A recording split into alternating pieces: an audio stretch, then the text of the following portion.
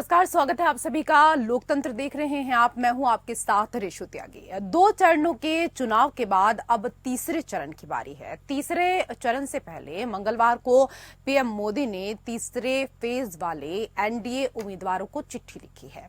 प्रधानमंत्री नरेंद्र मोदी ने लोकसभा चुनावों में बीजेपी के नेतृत्व वाले एनडीए उम्मीदवारों से कहा कि वो एससी, एसटी और ओबीसी समुदायों से आरक्षण छीनने और इसे अपने वोट बैंक को देने के कांग्रेस के इरादे के बारे में मतदाताओं के बीच जागरूकता फैलाएं।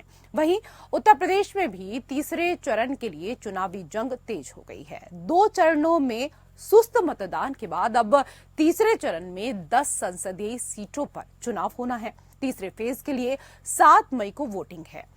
इन चरण में उन क्षेत्रों में मतदान होगा जिसको मुलायम सिंह यादव के परिवार का गढ़ माना जाता है। इसलिए समाजवादी पार्टी के साथ साथ मुलायम सिंह यादव के कुनबे को सियासी इम्तिहान से गुजरना है। वहीं योगी आदित्यनाथ सरकार के कई मंत्रियों की साख इस चरण में दांव पर लगी हुई है। तीसरे चरण में जिन 10 सीटों पर चुनाव होंगे उनमें से 8 सीटों पर 2019 में बीजेपी ने जीत दर्ज की थी।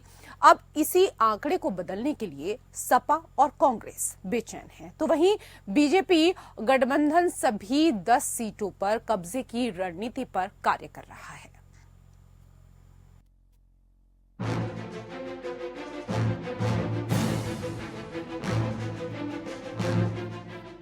लोकसभा चुनाव के 2 चरण की वोटिंग होने के बाद अब आगे के चरण के लिए सियासी माहौल पक्ष में करने के लिए राजनेताओं ने तीखे तीर चलाने शुरू कर दिए हैं।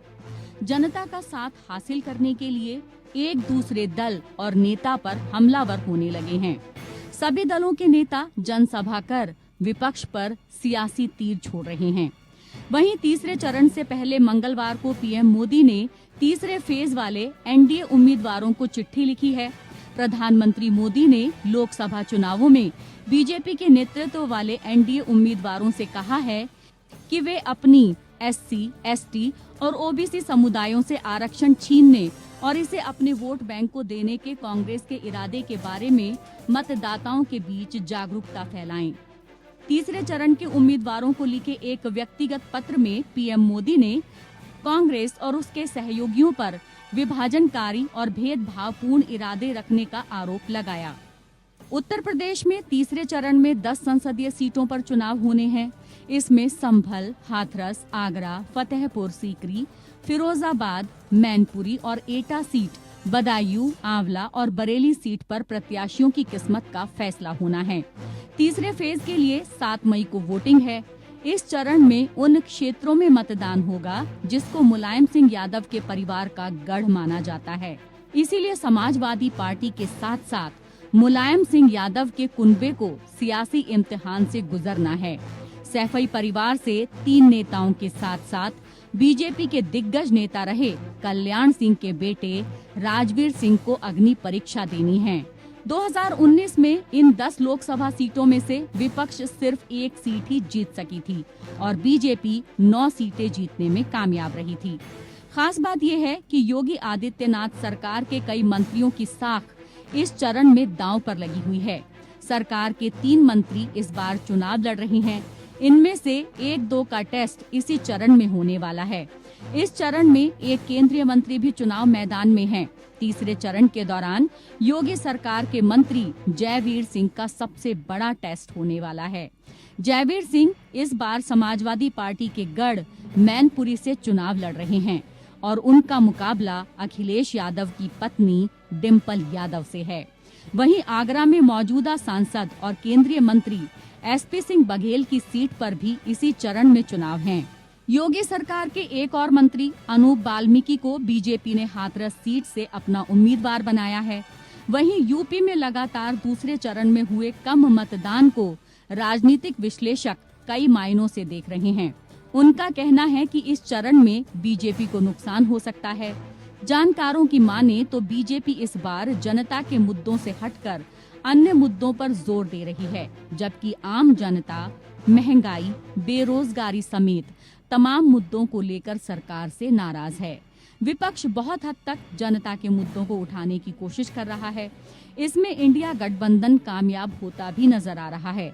वहीं बीजेपी की माने तो बीजेपी के उम्मीदवार दोनों चरणों की सभी सीटों पर जीत दर्ज का मिशन 80 हासिल कर लेगी। Bureau report, APN। तो इसी को लेकर करेंगे हम चर्चा। कई विशेष अतिथि पैनल में हमारे साथ जुड़ चुके हैं। सबसे पहले उनका परिचय आपके साथ करा देते हैं। हमारे साथ बीजेपी के नेता कैप्टन आई सिंह जी जुड़ चुके हैं। स्वागत है आपका कैप्टन आई सिंह जी। हमारे साथ कांग्रेस के प्रवक्ता राकेश यादव जी भी जुड़ चुके हैं, आपका भी स्वागत। हमारे साथ सपा की प्रवक्ता पूजा मिश्रा जी भी इस डिबेट में मौजूद हैं, आपका भी स्वागत है पूजा मिश्रा जी। और हमारे साथ वरिष्ठ पत्रकार CM पपने जी भी इस डिबेट में जुड़ चुके हैं, आपका भी बहुत स्वागत। 2 चरण तो बीत चुके हैं और ऐसे में अब तीसरे चरण की बारी है। चाहे बात कांग्रेस की जाए, सपा की बात की जाए या फिर बीजेपी की बात की जाए, ये सभी पार्टियां पूरे दमखम के साथ उत्तर प्रदेश में अपनी अपनी जीत का दावा कर रही हैं। लेकिन कैप्टन आई सिंह जी, आप लगातार यहां पर कह तो रहे हैं कि 80 सीटें जो हैं वो इस बार हम जीतेंगे, लेकिन अगर हम बात करें पिछले 2 बार के अगर मतदान जो हुआ है उसमें मतदान प्रतिशत को देखें तो वो काफी कम रहा है। अब तीसरे चरण की बारी है, इस बार क्या कुछ मैसेज सबसे पहले आप ये बताइए जनता को देना चाहेंगे? बहुत पहले से मूड बना चुकी है और नरेंद्र मोदी जी का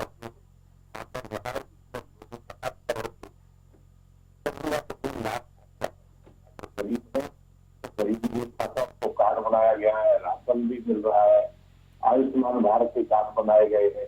इसी तरह से हमारी जो गृहिणी है उनको से मुक्त कराया गया है, गरीबी रेखा के मकान बना के दिए गए।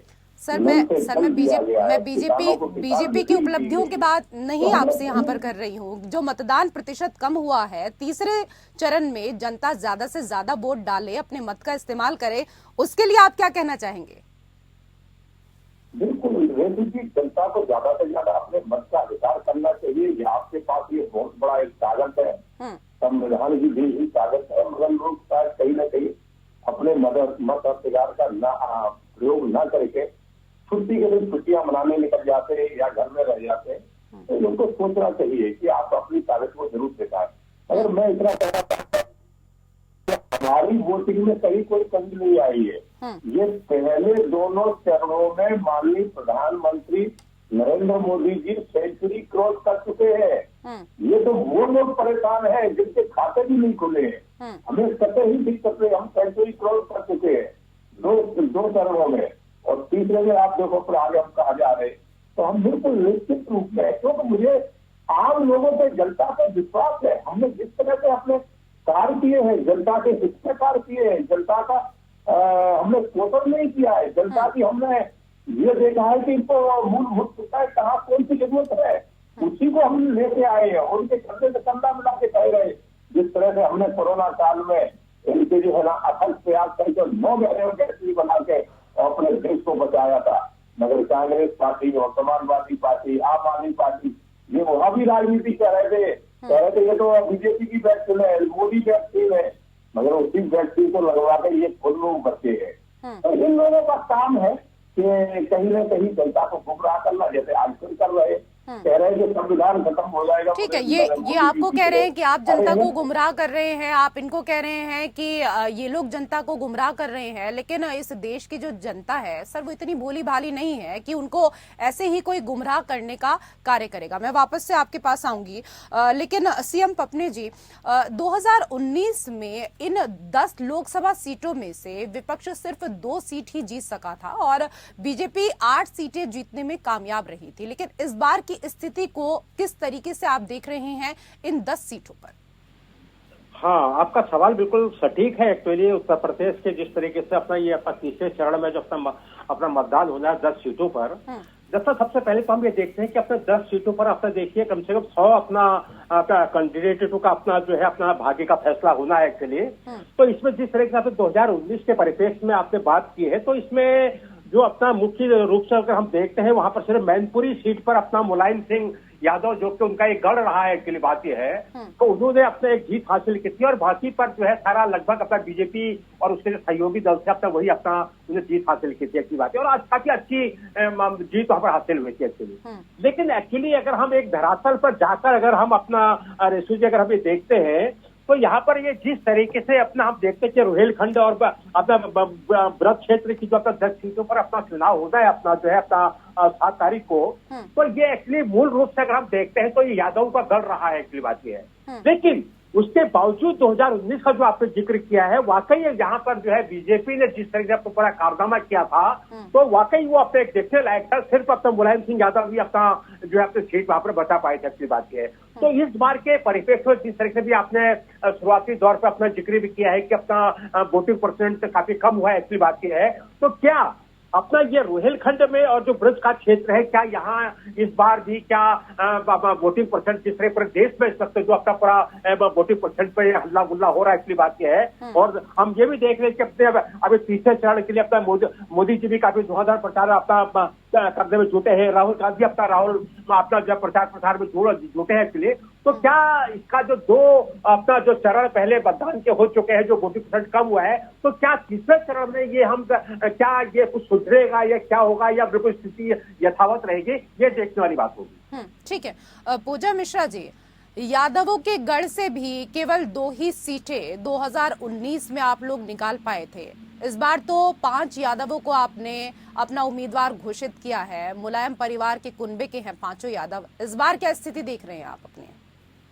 आपको नमस्कार रेशू जी, और साथी प्रवक्ताओं को भी नमस्कार जी। नमस्ते। देखिए 2019 का जो चुनाव रहा है, तो ये इनके मैनिफेस्टो को उठा के देखेंगे तो इन्होंने महंगाई और बेरोजगारी की बात की थी कि हम रोजगार देंगे, और इसको शॉर्ट आउट नहीं कर पाए हैं। तो मेरा सवाल आपसे ये नहीं था, मेरा सवाल आपसे ये नहीं था। जो मैंने सवाल किया पहले उस पर तो जवाब दे दीजिए ना। आप मुझे पता है कि आप आएंगी, आप निशाना साधेंगी, आप आरोप लगाएंगी, लेकिन जो मैंने सवाल किया पहले उस पर जवाब दे दीजिए। जी मैं उसको भी जवाब दे रही हूँ, मैं उसी पे आ रही हूँ। तो देखिए कि 2019 में आप कह रहे 2 सीटें हमारे पास रही हैं, तो 2024 का चुनाव में वही डिफरेंस बताने की कोशिश कर रहे हो कि ये डिफरेंस है चुनाव में। 2019 का चुनाव जब हुआ था उनके मैनिफेस्टो में रोजगार की बात थी। आज जो है युवा रोजगार के लिए ही वोट कर रहा है, और समाजवादी पार्टी जो इंडिया अलायंस है बहुत मजबूती के साथ जो है काम कर रही है। ऋषि जी, इस चीज को नहीं भूलना पड़ेगा कि समाजवादी पार्टी ने इन सीटों पे बहुत पहले टिकट क्लियर कर दिया होता, और हमारे प्रत्याशी लगातार जनता के बीच में कंटिन्यूसली बने हुए हैं, और जो धरातल के जो मुद्दे हैं उन मुद्दों को लेके जो है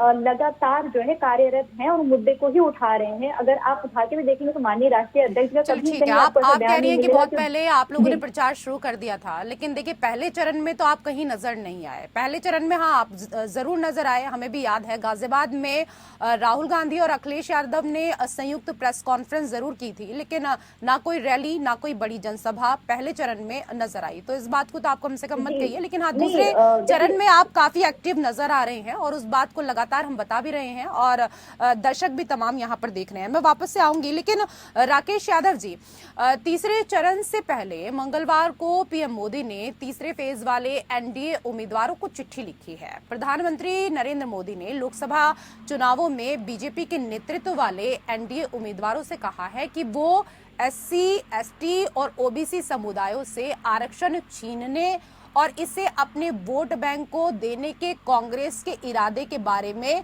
मतदाताओं के बीच जागरूकता फैलाएं। तीसरे चरण के उम्मीदवारों को लिखे एक व्यक्तिगत पत्र में पीएम मोदी ने कांग्रेस और उसके सहयोगियों पर विभाजनकारी और भेदभावपूर्ण इरादे रखने का आरोप लगाया है। आपकी टिप्पणी? देखिए, पूरा देश जानता है 2015 में आरएसएस ने स्वयं घोषणा की थी कि वो आरक्षण से सहमत नहीं है, इस पे फिर से विचार होना चाहिए। वही रणनीति पे भाजपा चलती आई है। अब प्रधानमंत्री जी लगातार अभी हिंदू मुस्लिम मंगलसूत्र आज सब कुछ कर चुके हैं, इससे उनको कोई नतीजा नहीं मिला 2 चरणों में। अब वो एससी, एसटी, ओबीसी का आ गए हैं, क्योंकि तीसरा और चौथा चरण निर्णायक चरण है। इन दोनों ही चरणों में सबसे ज्यादा सीटें हैं। अगर तीसरे चरण में भी मतदान प्रतिशत कम रहता है जो अभी तक गया है, तो आप ये मान के चलिए कि मोदी जी की विदाई की वेला लगभग तय हो गई है। और ऐसा ही चौथा चरण चला गया तो इस पे मोहर लग गई है। ये वो भी अच्छे से जानते हैं। तो सारे दाव पे जो भी वो अपना सकते हैं ओबीसी के लिए या अन्य जो उनके मुद्दे हैं उनको ले जाने के लिए वो पूरी कोशिश करेंगे। लेकिन मुद्दा ये था कि विकास पे अगर वो जाते, 9 साल के एजेंडे पे जाते, अपने मैनिफेस्टो पे जाते, जनता से उस दम पे वोट मांगते तो वो हिम्मत नहीं जुटा पा रहे। अब वो जातिगत, सामाजिक, डराना धमकाना, हिंदू मुस्लिम करना, इस सब पे आ गए हैं। लेकिन अगर तीसरे चरण का मतदान वही गया जो पहले दूसरे का है, तो मान लीजिए कि जनता ने एक मन बना लिया और एक साइलेंट लहर है जो मोदी जी के खिलाफ है। ठीक है, कैप्टन आई सिंह जी कह रहे हैं कि जनता ने पूरी तरीके से इस बार मूड बना लिया है, मन बना लिया है कि आप लोगों की विदाई तय है। देखिए रेखा जी, निश्चित तौर पर जनता ने मूड बना लिया है, मगर जनता ने मूड ये बना है कि जिसने देश को जो है उन्नति के रास्ते पे ले गया है, जिससे खुद के पर्सन जनता के विकास जिसने किए हैं, जिसने अंतर्राष्ट्रीय लेवल पे देश का मान बढ़ाया है, जिसने हमारे देश में 30 समिट जैसा एक यहाँ पर कराया है जो कांग्रेस को भी नहीं करती, जिसने देश की अंग्रेजों की बनाई हुई संसद को छोड़ के अपनी नई संसद बनाई है, जिसने इंफ्रास्ट्रक्चर बहुत अच्छे देश में बनाए हैं, जहाँ रोड सिंगल हुआ करती थी आज वहाँ 8-8 10-10 पेयर की लाइनें हैं, जो सफर हम 10 घंटे में करते थे आज 1 घंटे में तय कर रहे हैं। तो ये जनता ने देश के मुंह बना दिया है, बिल्कुल भारी बहुमत से हमें वोटिंग मिल रही, जो वोटिंग हो रही वो हमारे पक्ष में हो रही है। इनको तो जनता ने मन बनाया है कि अब की बार कांग्रेस था, तो अब तो कांग्रेस और ये जो भी अलग पार्टियां इनके साथ जुड़ी है, इनके लिए कहीं कोई जगह नहीं। देखना आप जिससे रहित आएगा इनको ढूंढने नहीं मिलेगा। तो आप जो बातें कर रहे हैं आप बैठ के, इनको आप बुलाओगे तो ये फोन स्विच ऑफ कर लेंगे, क्योंकि मालूम है। मतलब कुल मिलाकर आपका ये कहना है कि ठीक है, हाँ, आपका ये कहना है कि पिछली बार तो कम से कम कांग्रेस खाता खोल पाई थी, एक सीट पर आ गई थी, इस बार शून्य पर आएगी, कोई खाता भी नहीं खोल पाएगी। बिल्कुल रेखू जी, जनता यही करने जा रही है। उत्तर प्रदेश में पहले इनको एक सीट मिली नहीं थी सोनिया जी की, अब की बात वो भी नहीं मिल रही है, क्योंकि सोनिया जी पहले ही डर के मारे जो है ना सीट छोड़कर राज्यसभा में चली गई।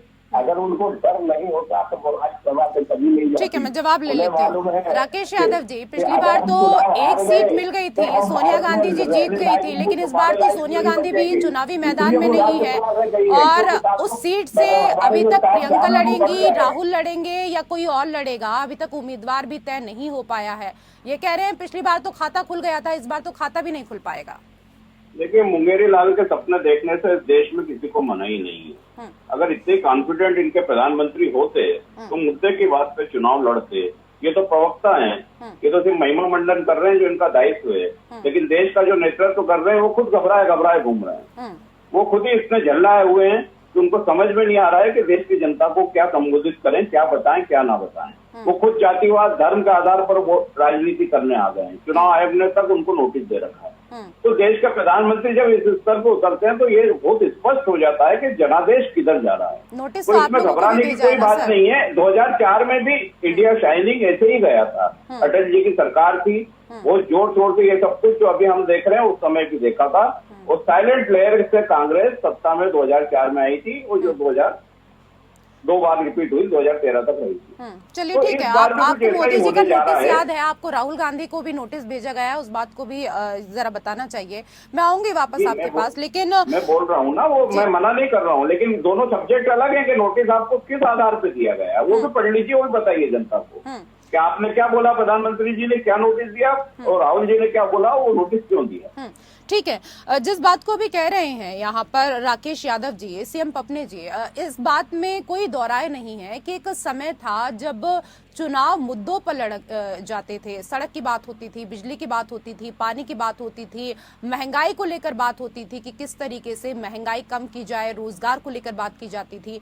लेकिन लोकसभा के चुनाव इस बार जिस तरीके से आप देख रहे हैं, क्योंकि आपने भी अपने समय में कई लोकसभा के चुनाव देखे होंगे, इस बार के चुनाव कह सकते हैं कि एकदम निराले हैं, क्योंकि आरोप एक दूसरे के ऊपर इतने ज्यादा लगाए जा रहे हैं कि ऐसे में चुनाव आयोग को भी संज्ञान लेना पड़ रहा है, नोटिस भेजे जा रहे हैं, जवाब मांगा जा रहा है।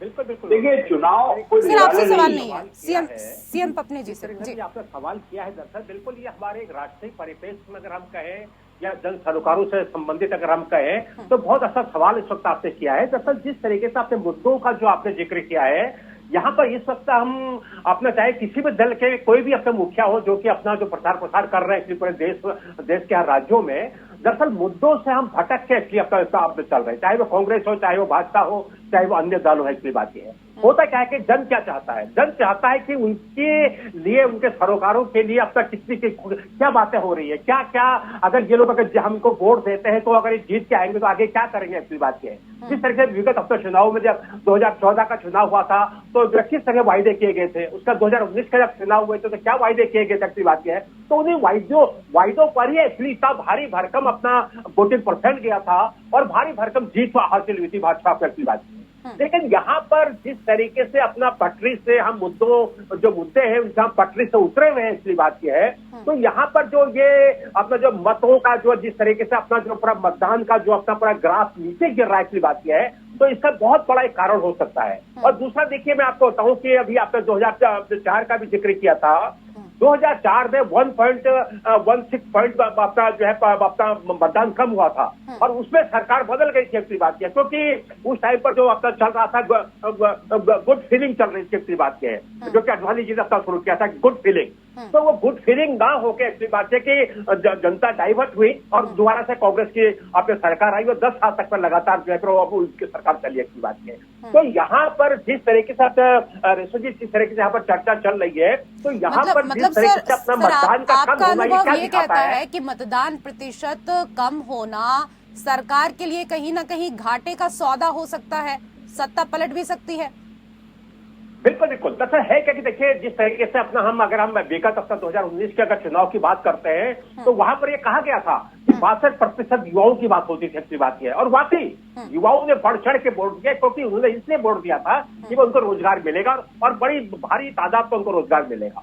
अगर हम 2014 की अगर बात करते हैं तो मुद्दे कुछ पैसों का अर्थ से जुड़ा हुआ था कि हमारे सभी लोगों की अर्थव्यवस्था जो अपना ठीक ठाक हो जाएगी। अच्छी बात यह है, तो लेकिन यहाँ पर जो अभी आपने मुद्दों का आपने जिक्र किया है, तो मुद्दों से भटक के हम अगर पटरी से उतरेंगे, इसलिए बात क्या है, तो वहां पर जो वोटिंग परसेंट कम हो रहा है एक्चुअली ये किस हो जाएगा, ये जो है अपना जब जून में जब पूरा अपना मतगणना होगी उसके बाद पता चल पाए। तो 2 चरण में मतदान हो गया है और 7 मई को तीसरे चरण की बारी है। उत्तर प्रदेश में सबसे ज्यादा 80 लोकसभा सीटें हैं और इसी को लेकर लगातार हम चर्चा कर रहे हैं। कई विशेष अतिथि पैनल में हमारे साथ जुड़े हुए हैं। पूजा मिश्रा, उत्तर प्रदेश में तीसरे चरण में 10 संसदीय सीटों पर चुनाव होने हैं। इस चरण में उन क्षेत्रों में मतदान होगा जिसको मुलायम सिंह यादव के परिवार का गढ़ माना जाता है, इसलिए समाजवादी पार्टी के साथ साथ मुलायम सिंह यादव के कुनबे को सियासी इम्तिहान से गुजरना है। कितनी तैयारी और जीत को लेकर आप लोग कितने आश्वस्त? देखिए ऋषि जी, जीत को लेके हम बहुत आश्वस्त हैं। हम जो जीत तो हमें कंफर्मेशन ही है कि जीत तो हमारी रहेगी। हम अगर बात करेंगे तो बहुत करेंगे, जितनी गैप के साथ में जो है माननीय डिम्पल यादव जी पिछली बार सांसद बनी थी और ये गैप उससे ज्यादा भी बढ़ेगा। और समाजवादी पार्टी इंडिया अलायंस लगातार जनता के बीच में लगी हुई है कि वोटिंग परसेंटेज बढ़ाया जाए।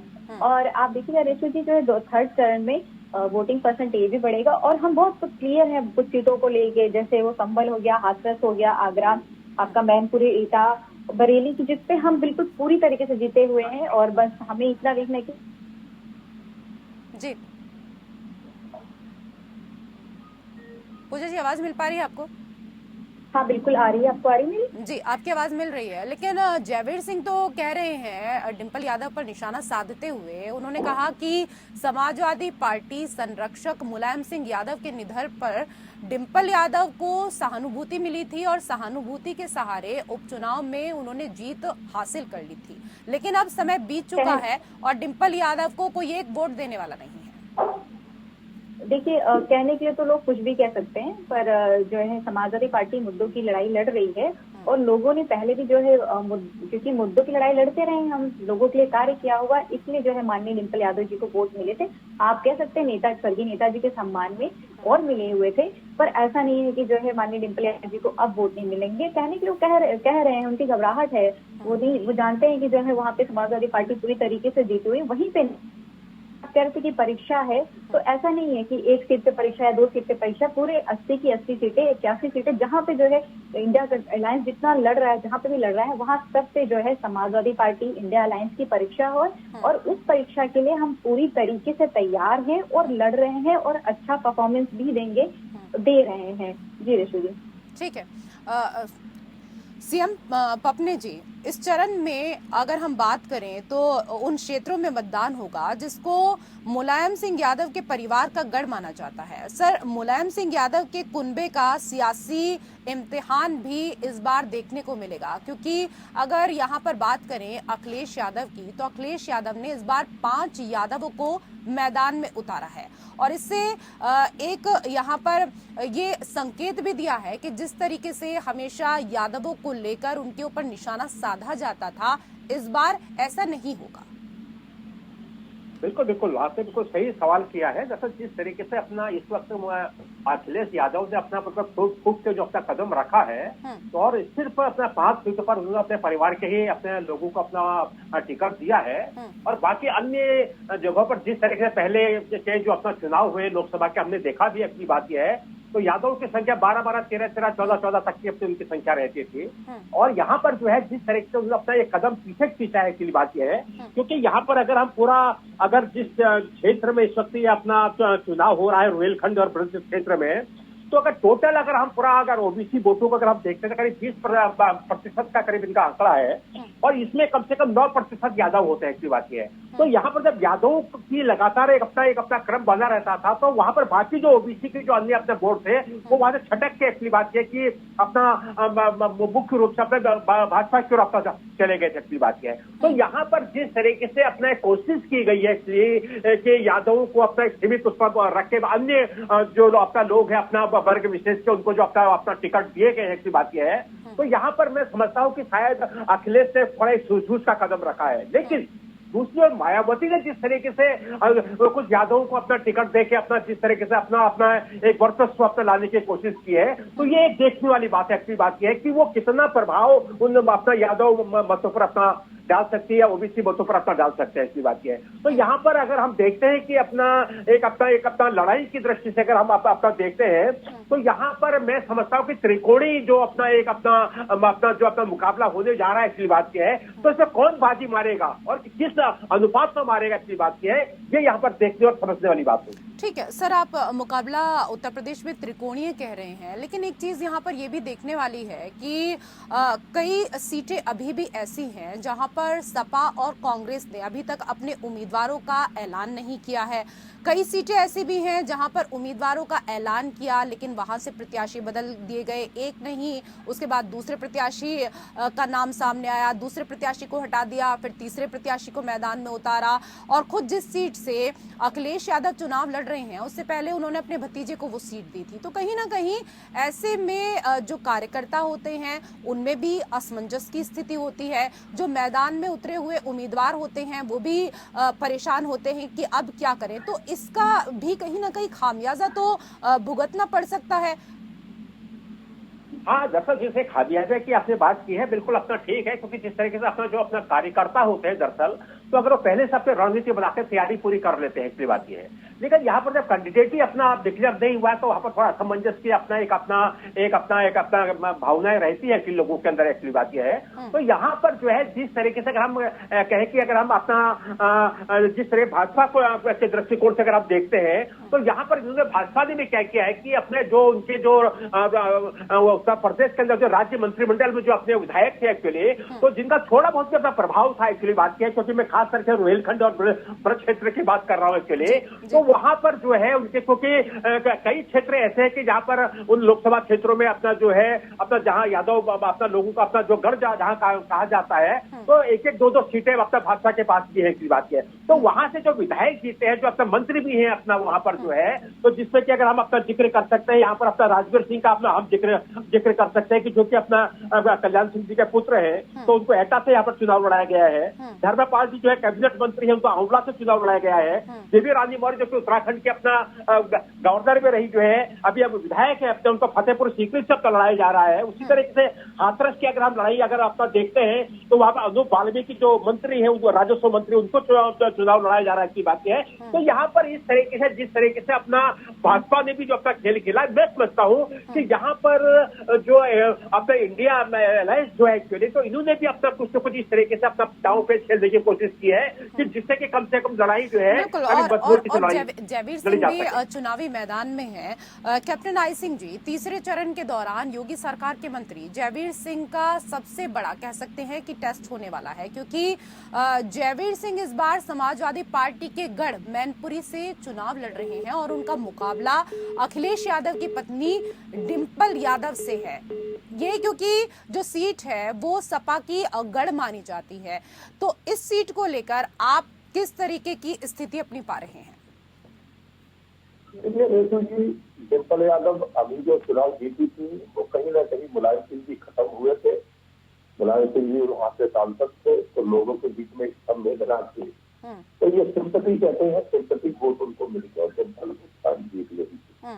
अब समाजवादी पार्टी की स्थिति इस बार ये है कि उन्होंने यादवों को ही निकाल दिया है, सिर्फ परिवार की पार्टी बना ली है। 5 यादव उतारे हैं, 5 परिवार के हैं। डिंपल लड़ रही है, पत्नी है, अखिलेश है, 5 उनके पति है, एक उनके भतीजे लड़ रहे, एक उनके चाचा लड़ रहे, एक उनके भाई लड़ रहे, तो 5 सदस्य एक ही परिवार से, परिवार से बाहर का कोई यादव समाजवादी ने नहीं उतारा है। तो इस बात को यादव भी समझ गए कि ये पार्टी अब सिर्फ ऐसे ही परिवार के अलावा यादवों का इसमें कहीं कोई इन्वॉल्व नहीं है, तो इससे कहीं यादव बिल्कुल नाराज है। और यादव जिस तरह से डिंपल यादव को पिछली बार यादवों ने भरपूर बोल दिया था मैनपुरी से, अब की बार नहीं मिलेगा। लेकिन डिंपल यादव तो कह रही हैं कि हमें लोगों का भारी समर्थन, प्यार और आशीर्वाद मिल रहा है, और इस बार के जो नतीजे हैं वो पिछली बार से कहीं बेहतर होंगे। डिंपल कह रही है कि इस बार के जो नतीजे हैं वो पिछली बार से कहीं और बेहतर होंगे। बिल्कुल वो सही कह रही है कि अब की बार नतीजे बिल्कुल बदले नजर आएंगे। डिंपल जी अगर अपनी जमानत बचा ले तो बहुत बड़ी बात है कि उसका मुकाबला अब की बात ठाकुर जयवीर के साथ है, और जयवीर के साथ पूरी मैनपुरी है। इतने दिन में उन्होंने प्रदेश सरकार में रह के मैनपुरी के लिए जो कार्य किए हैं वो जनता देख रही है, उनका जो मिलने का स्वभाव वो देख रही है। समाजवादी कार्यकाल दिखाए मैनपुरी में, क्योंकि मैनपुरी में मेरे भी रिलेशन हमें जाता आता रहता हूँ, वहाँ खुलेआम गुंडागर्दी होती थी, इसी परिवार की खुलेआम लोगों के साथ लूट होती थी, गठबंधन होती थी, लड़कियों को सरेआम वहाँ खेला चला जाता था, क्या नहीं होता था मैनपुरी में, सब कुछ होता था। उसको जयवीर ने आके अपने कार्यकाल में जब से वहाँ के विधायक बने उन्होंने चीजों को खत्म किया है, तो मैनपुरी की जनता ये चीज देख रही है, इसलिए वो डिंपल कह रही है। ठीक है, मैं इस पर जरा टिप्पणी ले लेती हूँ। पूजा मिश्रा जी कह रहे हैं कि डिंपल यादव इस बार अपनी जमानत तक भी नहीं बचा पाएंगी, और इसके साथ ही कैप्टन आई सिंह जी ने कहा कि आप लोगों ने तो सभी यादवों को ही नकार दिया है, सिर्फ परिवार के यादव ही चुनावी मैदान में हैं, बाकी यादवों का क्या? देखिए रेशु जी, जो है चुनाव एक रणनीति के लड़ा जाता है, और जो भी टिकट दिए हैं माननीय राष्ट्रीय अध्यक्ष जी ने इस रणनीति के साथ दी हुई कि हमारा जो है हम मजबूती के साथ आगे बढ़े और इंडिया अलायंस का सरकार बने, पहली बात। दूसरी बात जो है, जो भाजपा के प्रवक्ता कह रहे थे कि जो जमानत जब्त हो जाएगी, ये तो 4 तारीख को आपको पता चल जाएगा। कभी कभी ऐसा लगता है कि जब इतनी ही गलत बात बोल दी जाए कि टिप्पणी भी उन बातों पे की जाती है जिनमें थोड़ा तो तथ्य रहे, और बिना तथ्यों की बातों पे क्या टिप्पणी की जाए। आपको 4 तारीख को जवाब मिलेगा, रेशु जी आप भी रहेंगे और भाजपा के प्रवक्ता भी रहे, ये भी देखेंगे कि कहने के लिए तो हम भी कह दें कि जो है ये बिल्कुल जो है जितने 500 जो है 43 सीटें हैं वो सारी की सारी जो इंडिया अलायंस जीत रही है, पर ये हवाई बातें हो जाती है। हम मुद्दों की बात करते हैं, जमीन पे रह के बात करते हैं। माननीय डिंपल यादव जी जितनी गैप से जीती हुई थी उससे कहीं ज्यादा गैप से जीतेंगी, और जो जनता है, जनता वोट कर रही है अपने मुद्दों को लेके। अगर ये इतने ही कॉन्फिडेंस है तो इनके मंचों से जनता के मुद्दे गायब क्यों हैं, इनके मैनिफेस्टो से जनता के मुद्दे गायब क्यों हैं? ये कहते हैं कि ओबीसी का आरक्षण छीन लेंगे। ऋषु जी, जो 76,000 भर्ती थी वो उसमें क्या होता, ओबीसी की रिजर्वेशन के साथ, उत्तर प्रदेश की बात करूं शिक्षक भर्ती की, उसमें ओबीसी की रिजर्वेशन के साथ में छेड़छाड़ हुआ था। अभ्यर्थी गया कोर्ट में, कोर्ट से फैसला आ गया, उसके बाद भी उनको ज्वाइनिंग लेटर नहीं दिया जा रहा है, और ये बात कर रहे हैं गुंडागर्दी की। ये बताइए कुलभूषण शरण सिंह जी को टिकट देंगे कि नहीं देंगे? इन्होंने क्यों अजय मिश्रा को टिकट दिया? अगर गुंडा भी निकालने चले जाएंगे, बहुत जो है निकल के आएंगे। बात मुद्दों की नहीं हो रही। अभी इनके जो है साथी हैं, अब बताइए कर्नाटका से वो जर्मनी चले गए, जर्मनी भाग गए। जो तत्कालीन मुख्यमंत्री को ये गिरफ्तार कर लेते हैं, और एक जो है जो ईद का क्या ही कहा जाए, इतने गंदे इंसान को ये जर्मनी भाग नहीं देते हैं और कह रहे हैं कि सुरक्षा व्यवस्था अच्छी है। तो ठीक है। इनके दोगलापन जो है जनता भी देख पूजा रही मिश्रा है कह और रही जनता है जो है कि भारतीय मंच जनता पर के आप लोग अगेंस्ट वोट जाते करने जा हैं रही तो है। मुद्दों जी। की बात नहीं करते। एक समय था, पहले तो आप कम से कम अपनी उपलब्धियों को बताते थे, लेकिन अब तो आपके पास बताने के लिए उपलब्धियां भी नहीं रही हैं। यही बात प्रियंका गांधी ने भी कही। वो कह रही थी कि एक समय था जब कोई नेता खड़ा होता था और देश के लोग उससे एक नैतिक व्यक्ति होने की उम्मीद करते थे, वो उससे नैतिकता की उम्मीद करते थे, लेकिन आज देश के सबसे बड़े नेता ने नैतिकता छोड़ दी है और आपके सामने नाटक कर रहे हैं। जैसे जी आपने देखा होगा, हर एक प्रधानमंत्री जी नरेंद्र मोदी जी, अमित शाह जी, गृह मंत्री और रक्षा मंत्री राजनाथ सिंह जी और पूरी पार्टी, हमारे प्रवक्ता, हमारे नेता सभी अपनी उपलब्धियां गिनती करा रहे हैं कि हमने 10 साल में इस देश को क्या दिया है, इस देश में 10 साल पहले क्या था और आज क्या था। मैं एक छोटी सी उदाहरण देना चाहूंगा। ऋषि जी, आपकी बात को काफी भी जानते, आप एक बहुत अच्छी एंकर है, जानी मानी। कि कश्मीर में इन्होंने क्या हाल बना रखा था। मैं एक सैनिक हूँ, मैं आर्मी में रहा हूँ, मैंने वो समय भी देखा है कि सैनिक ड्यूटी पे खड़ा है, हथियार उसके हाथ में, मगर उसके ऊपर टकराव होता था, मुझे बोल नहीं निकाल पाता था। ये तो एक ही कांग्रेस की उनकी मिली जुली सरकार, आज वही पत्थरबाज क्या करेंगे, कश्मीर में नजर नहीं आ रहे। आज सैनिक वहाँ सम्मान के साथ अपनी ड्यूटी कर रहा है, मगर उस टाइम पे सैनिकों का ही सम्मान खत्म कर दिया था। धारा 370 हटाने के लिए ये कहते थे कि कोई हटा के नहीं मिठाए, इसको छेड़ के नहीं मिठाए, इस तरह की इनकी भाषा थी। आज हमने वो भी हटा दी। इसी तरह से मुस्लिम बहनों को, ये मुस्लिम वोट लेने के लिए तो बहुत आगे मतलब है। कुल मिलाकर आप वही कहना चाहते हैं हैं जो आज प्रधानमंत्री ने मंच से कहा। प्रधानमंत्री भी यही कह रहे थे, राकेश सिंह यादव जी, कि कांग्रेस जो 60 साल में नहीं कर पाई इस देश के भीतर, वो कार्य हमने 10 साल में करके दिखाए हैं। बिल्कुल सही बोल रहे हैं। 60 साल में जो हम नहीं कर पाए वो सब इन्होंने करके दिखाया। जैसे रोजगार गायब कर दिया, बेरोजगारी की बाढ़ आ गई, धारा 370, राम मंदिर और 3 तलाक, इससे खाना नहीं मिलता है, इससे नफरत फैलाई जरूर जा सकती है, वो उन्होंने किया। ये कांग्रेस ने नहीं किया, क्योंकि कांग्रेस को देश बचाना था, बढ़ाना था, बनाना था, इसलिए सबको साथ लेके चले। और इन सब मुद्दों पे जो आज बात कर रहे हैं, 370, राम मंदिर, ये सब एक झटके में अगर मोदी जी जैसा प्रधानमंत्री कांग्रेस का होता तो कर सकता था, लेकिन देश बर्बाद नहीं करना चाहते, देश बनाना था। जब से आजाद हुआ, कश्मीर का मसला हो, चीन का मसला हो, सबको आगे बढ़ाते हुए देश को ताकतवर बनाया। बनी बनाई थाली को उल्टा करके खोलना वो मोदी जी की आदत है, वो उन्होंने किया 9 साल में, और वो देश उस कगार पे पहुंच गया है। सब जानते हैं, देश के युवा भी जानते हैं। ठीक है, आप मंचों से गरीबी का मुद्दा उठा रहे हैं, बेरोजगारी की आप बात कर रहे हैं, लेकिन प्रधानमंत्री तो मंच से आज कह रहे थे कि आप लोगों ने सिर्फ गरीबी की बात की है, हमने तो सिर्फ 25 करोड़ लोगों को गरीबी से बाहर निकाला है, आप तो देश की जनता को और गरीबी में ले गए। आंकड़े झूठे बताने से बाहर थोड़े निकल जाते हैं। फिर आप कुछ बोलेंगे कि चुनाव आयोग ने नोटिस दे दिया है, झूठ बोलने से झूठ सच थोड़ी हो जाता है। अब ये जो बीच में बोल रहे हैं, चुप करा लीजिए, या तो नुकसान करा ठीक है सर, उनको कंप्लीट करने दीजिए। Captain I Singh ji, complete करने दीजिए। इनको चिल्लाने दीजिए, इनको ट्रेनिंग ही मिलती चिल्लाने की, सच नहीं सुनते। 25 करोड़ सर, आप जवाब दे दीजिए ना, आप जवाब दीजिएगा। वो कह रहे हैं कि आंकड़े कहाँ से आए, 25 करोड़ लोगों को गरीबी से आपने बाहर निकाला है। मान लेगी तो आपको तो बढ़ चढ़ के वोट देना थे, 80% वोटिंग होना थी। नरेंद्र मोदी जी 400 पार, एक वोट पे 370 वोट बढ़ाएंगे, 150 वोट भी नहीं हो पा रहे, वही 150 डलना से वो भी नहीं डल रहे। आपकी शर्म आती है कि नहीं आती आपको?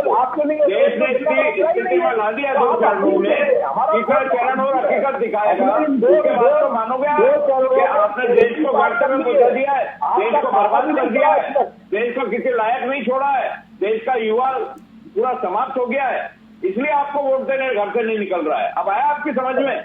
बोलने का नतीजा ये होता है, इससे कहानी सुनाने का नतीजा ये होता है, मंच पे रोक के वोट मांगने का नतीजा ये होता है, नफरत फैला के वोट लेने का नतीजा ये होता है। मंगलसूत्र बोलना बहुत आसान है, मंगलसूत्र की कीमत नहीं समझते आपके नेता, और ऐसी बातें नहीं करते, अपने विकास की बात करते, अपने एजेंडे पे बात करते, इस देश को और चुनाव को बर्बाद करने का ठीक है सर, ठीक है सर ऐसे समझ नहीं आ पाएगा ना, एक एक करके सर, आधार पर देश को बात एक एक करके सर, एक एक करके बात तो कश्मीर को अलग करना चाहा, फिर भी मन नहीं भरा, हज हाउस बनवा लिया, फिर भी मन नहीं भरा, आपके प्रधानमंत्री क्या कर रहे हैं? आपने बनाया। अच्छा ठीक है, अच्छा आप बता दीजिए। अच्छा captain I Singh ji, captain I Singh ji, sir ऐसे क्या होगा चिल्लाने से, क्या होगा चिल्लाने से, क्या किसी को बात समझ में आ पाएगी क्या? ये बोलते हैं प्रधानमंत्री, सुनिए शर्माजी जी, किसको सुन रहे हैं? अच्छा ठीक है ना सर, आंकड़ों की ही बात है ना। कैप्टन आई सिंह जी आप बता दीजिए, कितने लोग ऐसे हैं, कितनी संख्या है जिन लोगों को गरीबी से बाहर अभी तक निकाला गया है? सर बैठ के धैर्य से बात करिए ना, इस तरीके से तो चीजें नहीं चलेंगी ना। जहां आपसे सवाल पूछा गया है धैर्य के साथ जवाब दीजिए, ठीक है।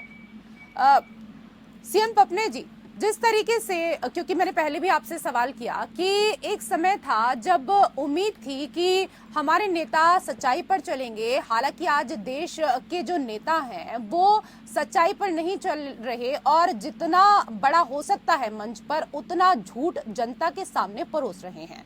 और दोनों ही पार्टियों को लेकर बात करेंगे, चाहे कांग्रेस की बात करें चाहे बीजेपी की बात करें, और दोनों को चुनाव आयोग से इस बात पर कई बार फटकार भी लगी है, क्योंकि कई बार भाषा की जो मर्यादा है वो भी मंचों पर टूट जाती है। किस तरीके से देख रहे हैं, देश किस दिशा में जा रहा है? बिल्कुल बिल्कुल ऋषि जी, आपने बिल्कुल अपना राष्ट्र के अपना जो है परिप्रेक्ष्य में बहुत अच्छा एक अपना सवाल यहाँ पर अपना ये न्यूज के माध्यम से पूछा है। दरअसल यहाँ पर जिस तरीके से आपने जो कहा है कि जो हमारे जो लीडरान है, यानी कि आप देखते हैं कि पहले जो भी हमारे अपना सरकारी अपना जो महकमे हैं, अपना दफ्तर होते हैं, हमारे कार्यालय होते हैं, उसमें हमारे जो प्रेरणा स्रोत लोग होते हैं उनके फोटोग्राफ्स लगे रहते हैं, चाहे वो हमारे पूर्व प्रधानमंत्री हो या महात्मा गांधी हो या कोई सुभाष चंद्र बोस हो या अन्य जो भी हो। एक्चुअली बात यह है तो उनको हम अपने प्रेरणा स्रोत मान के एक्चुअली जो है उनके जो राह जो अपना हमें दिखा के गए थे, जो हमें दिशा दे के गए थे, एक्चुअली बात यह है तो उसमें हम आगे बढ़ने की कोशिश करते थे। और हम भी हर बालक ये सोचता था, हर आदमी ये सोचता था कि हम भी एक आज इस तरह यहाँ तक पहुंच जाए, एक्चुअली बात यह। लेकिन आज जिस तरीके से जो चीज अपना ये प्रपंच हम इसे कहेंगे, एक्चुअली बात यह है सिर्फ वोटों की राजनीति के लिए, वोटों की राजनीति के लिए जो प्रपंच जो इस तरह के मुद्दों से हट के अगर हम एक दूसरे पर आक्षेप लगाते हैं, एक्चुअली बात यह है तो मैं समझता हूँ कि एक अच्छी पे ये अपना एक दिशा नहीं है, एक्चुअली बात यह है। क्योंकि यहाँ पर हमारी ये जो आज की पीढ़ी है वो तो भोग ही रही है, एक्चुअली बात यह है। जो आने वाली पीढ़ी है, जो आज पहली बार मर्तबा अपना वोट करना होगा, एक्चुअली बात की है, या जो हमारे नए युवा है, एक्चुअली बात की है, इन पर क्या उसका प्रभाव पड़ रहा है, एक्चुअली बात की है। क्या वो इस दिशा को पकड़ेंगे जो दिशा आगे मंचों से चल रही है, एक्चुअली बात की है। अगर जो मंचों से आज बखान किया जा रहा है, अगर हम इस दिशा पर अगर देश चलने लगेगा तो मैं समझता हूँ कि बहुत जल्दी देश बहुत हाथ की कगार पर होगा, एक्चुअली बात क्या है। किसी का दिन ईमान नहीं रहेगा, एक्चुअली बात क्या है। अगर हमें एक सुसंस्कृत देश अगर बनाना, अगर हमें वाकई विश्व गुरु बनना है, इसलिए बात यह है तो हमें बहुत कुछ करना है। हमें अपनी वो पुरानी जो लोक संस्कृति है, हमारी जो परंपराएं हैं, हमारी जो है हमारे जो तो उन धरोहरें जो है, इसलिए बात यह है तो उनको हमें कायम रखना होगा, बात यह है उन पे हमें चलना होगा, इसलिए बात यह है। तो यहाँ पर मैं तो यही कहूंगा कि मंचों से कम जो हमारे जो अग्रणी जो हमारे नेता जन है, जिनको देख के आगे की पीढ़ियों को सीखता है अपना जो है तो अपना देश को आगे ले जाना है, इसलिए बात यह है कम से कम उन पे एक ऐसा प्रभाव पड़े कि जो कम से कम जो हमारे देश हित को हो। और बात बिल्कुल सही भी है, क्योंकि राकेश यादव जी देखिए, मंच से जो भी दिग्गज नेता, मैं सिर्फ आपकी पार्टी की नहीं बल्कि तमाम पार्टियों की यहाँ पर बात कर रही हूँ, जो भी मंच से हमारे इस देश के दिग्गज नेता बात करते हैं, जनता बड़े ही ध्यान से उन बातों को सुनती है। और ऐसे में अगर जनता को गुमराह किया जाएगा तो ये तो सीधा सीधा जनता के साथ भी एक छल है। निश्चित है, आप जो बोल रहे हैं बिल्कुल सही है कि जनता के साथ छल नहीं होना चाहिए, झूठ नहीं बोलना चाहिए, लेकिन लगातार हो यही रहा है। और होने की वजह यह है कि जो रूलिंग पार्टी है, जो सत्ता में है, अगर वो अपनी मर्यादा का ध्यान नहीं रखेगी तो निश्चित तौर पर चुनावी वातावरण खराब होगा। और खराब किया गया है जानबूझ के, क्योंकि मुद्दों पर आधारित बहस नहीं करना चाहिए, मुद्दों पर आधारित बात नहीं करना चाहिए, जो समस्या है इस देश में उस पर चर्चा नहीं करना चाहिए, कैसे हल हो सकती है उस पर चर्चा नहीं सर, ये तो करना विपक्ष का काम होता है ना। चाहिए। अगर सत्ता पक्ष सही तरीके से कार्य नहीं कर रहा है तो विपक्ष का काम होता है सवाल करना, लेकिन मंचों से आप लोग उस तरीके से सवाल करते हुए नजर नहीं आते हैं। और अगर सत्ता पक्ष झूठ भी बोल रहा है तो जनता उसकी बातों पर भरोसा कर रही है, इसके पीछे क्या कारण है, इस पर भी तो आपको मंथन करने की आवश्यकता है सर। जी बिल्कुल मंथन हुआ है, कई बार भावनाओं से खेला जाता है। मैं उसी विषय कह रहा हूँ कि जब आप चुनाव को एजेंडे से हटा के धार्मिक भावनाओं पे खेलने को आते हैं तो देश के लोगों की धार्मिक भावनाओं का दुरुपयोग आप चुनाव में करते हैं, वो किया जा रहा है। वो होने की वजह से ये चुनाव दिशा से भटक जाता है। वो गलत मुद्दों पर बहस होती है, चाहे पक्ष हो या विपक्ष हो। और इससे बचने के लिए जिसके पास सत्ता है उसका ज्यादा दायित्व होता है कि वो इस बात का ध्यान रखें, लेकिन ये ध्यान नहीं रखा गया। स्वयं प्रधानमंत्री जी ने नहीं रखा तो देश में वो वातावरण दूषित हो रहा है और लगातार 2 चरणों में हुआ है, वो संभावना आगे भी। ठीक है सर, लेकिन दायित्व तो सभी का होता है, सिर्फ पार्टियों की सभी ही का बात है, नहीं करती हूँ मैं, तो राजनीतिक आम दलों का नागरिक भी। की भी यहाँ पर बात करती हूँ कि आम नागरिक का भी इस देश के प्रति कर्तव्य है और अपने कर्तव्य को किसी को भूलना नहीं चाहिए। लेकिन जिस तरीके से चुनाव जीतने के लिए तरह तरह के हथकंडे अपनाए जा रहे हैं, मंचों से जिस तरह की भाषा का इस्तेमाल किया जा रहा है लगातार, वो नहीं होना चाहिए। बहुत बहुत धन्यवाद आप सभी मेहमानों का हमारे साथ इस चर्चा में जुड़ने के लिए। लोकतंत्र में मेरे साथ फिलहाल इतना ही। नमस्कार।